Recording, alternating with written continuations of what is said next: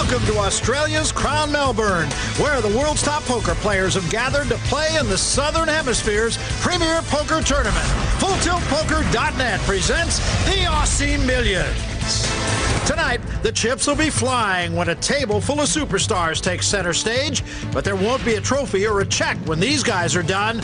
Tonight, you get to keep what you win. Hundreds of thousands of dollars at stake in the exclusive high-stakes cash game. It's a little easier to see what you're in for in an actual cash game because a dollar is a dollar. Since I've never played games this high before, I'm going to win or lose more money than I've ever won or lost in a cash game. Who knows what's going to happen? You know, things could blow out of proportions. I think there'll be some serious damage. Poker's biggest names are about to mix it up with a fortune at stake. FullTiltPoker.net presents the Aussie Millions Cash Game Invitational.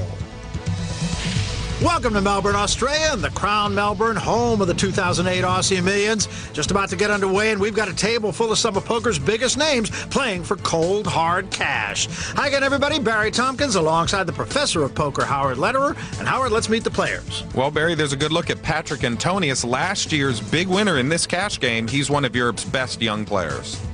Nicky Jedlicka, a young pro from Austria and one of the game's hot up-and-coming talents. Well, in C3, we've got Masa Kagawa, an amateur from Japan. He was a surprise winner in last year's game. Tony G, the Australians in Seat 4, 2005 European Poker Champ. Well, there's the iconic Chris Ferguson, 2000 WSOP main event champion, 5-time bracelet winner, but not an experienced cash game player. And then there's our returning champion from last year's Aussie Millions main event, Gus Hansen.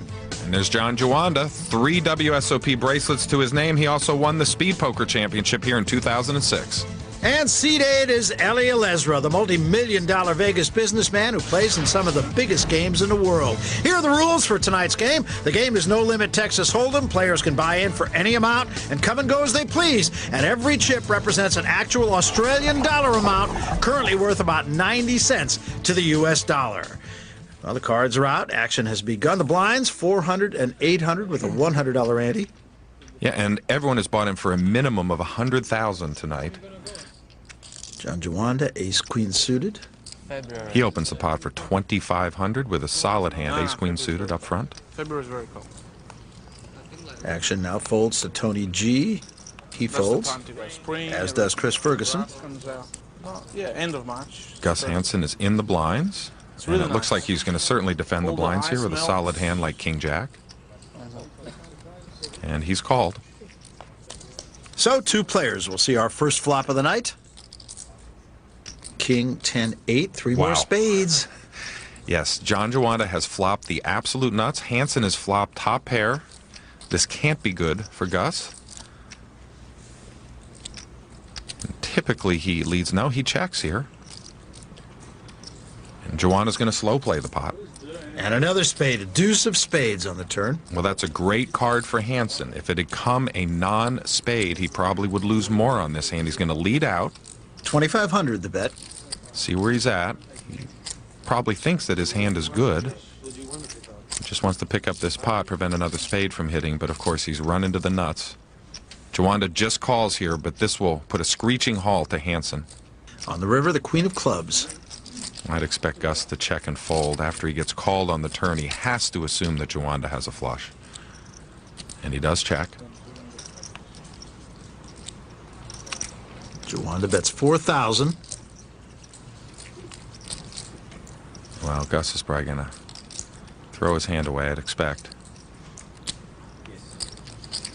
But Gus doesn't do anything too quickly at the table. Nor too predictably. No. Wow, he calls. Pays this off. I almost had that beat. Well, first hand of the day, not wanting to get run over. $19,200 in that pot. Great start for Juanda. Well, as he mentioned, they're playing for actual cash tonight. Chip values ranging between $100 and $5,000. And when you see those white tiles, someone has just bet $25,000. Well, and all our players will be trying to collect plenty of those tonight. We already have our first live straddle in hand number 2. Gus Hansen, first position, makes it 1,600 blind, which means he can raise if it comes limped around to him. John Juanda folds, and Elezra is going to call with a queen deuce. Well, Ellie's famous for playing a lot of hands in this deep stack style of poker. This isn't like tournament poker. You can reap some large rewards if you catch a tricky flop with a hand like Queen Deuce. This isn't the kind of hand I'd play. 66. But certainly if you're going to play a hand like that, doing it in a cash game is the place to do it.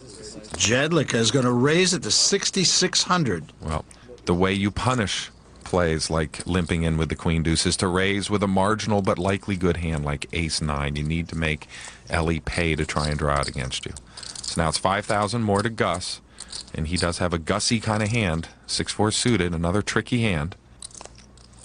Not this time.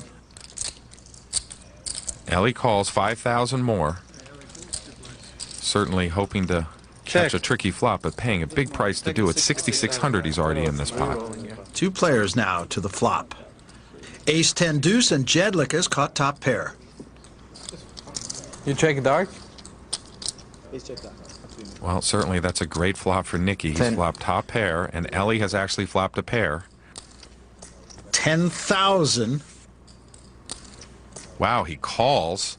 This is an unusual play. I would have expected Ellie to either fold or raise.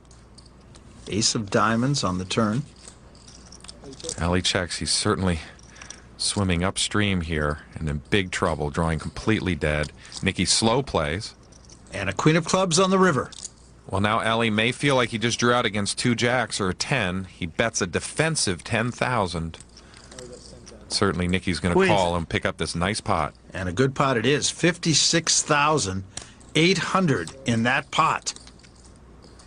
Well, when you play hands like Queen Deuce, you have to be able to deal with the emotions of just realizing you just fired off over 20,000 with a hand that most people wouldn't have played. Well, young Nicky Jedlicka happy that he did that. It's going to be a long day today. Come on, Ellie, we're just getting started. More from the Aussie Millions Cash Game Invitational when we come back. Welcome back to Australia and the beautiful Crown Melbourne, site of the 2008 Aussie Millions Cash Game Invitational. A great cash game player? To be a great cash game player, you need very good bankroll management skills. Discipline. You know, it's called tuition, one hand or one chip that you're throwing in. You have to be able to handle a lot of pressure. There's always action in the cash game, or it's a little more slow developing in the tournament. For me, it's not about the money. It's about challenging myself against the best in the world. There's about $1.1 million on the table right now, and a really interesting mix of players trying to get as much of that cash as they possibly can. I'm Barry Tompkins, along with my partner Howard Lederer. Howard, normally we see tournament play on television. This is a cash game. Very different animal. Absolutely. When we talk about the best tournament players and the best cash game players, very often our lists are very different. Tournament players, they're rewarded for hyper-aggressive play against very weak players, whereas cash game players really have to develop patience. They have to build a game that can beat the other best players in the world who are playing in those cash games with them. Well, let's get back to the action.